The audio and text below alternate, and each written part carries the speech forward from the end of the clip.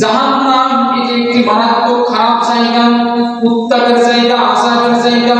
বিশ্বনবীকে যখন সাহাবীরা প্রশ্ন করলেন, ইয়া রাসূলুল্লাহ সাল্লাল্লাহু আলাইহি ওয়াসাল্লাম, ও আল্লাহর নবী, আপনি একটু বলেন জাহান্নাম জায়গাটি কত গভীর, কেমন বড় জাহান্নামের?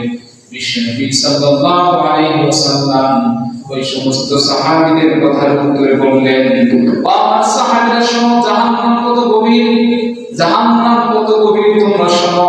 জাহান্নামের একটা পাথর যদি জাহান্নামের নিচের দেশে যদি নিক্ষেপ করা হয়, এই উপর দেশের পাথরটি জাহান্নামের তল দেশে যেতে ৭০,০০০ বছর লাগে। আল্লাহু আকবার। এই জাহান্নাম এত গভীর করে আল্লাহ তাআলা জাহান্নামীদের জন্য তৈরি করেছেন, বানিয়েছেন।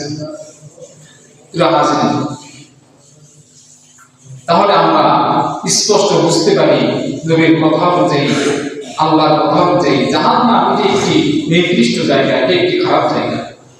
আর জান্নাত এটি একটি উদ্যান, এটি একটি বাগান, এটি একটি সুন্দর সজ্জিত একটি আরামের জায়গা। সুবহানাল্লাহ। জান্নাত আর জাহান্নাম কখনোই এক নয়।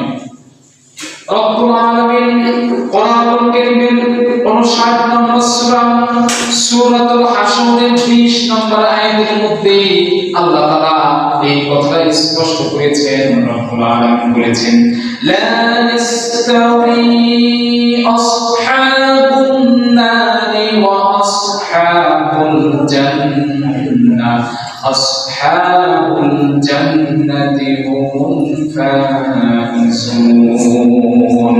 আল্লাহ তাআলা বলেছেন, লা ইস্তাওয়ি আসহাবুন নার, যারা সেদিন জাহান্নামের অধিবাসী হবে তারা হায় হতাশ করবে, তারা আফসোস করবে।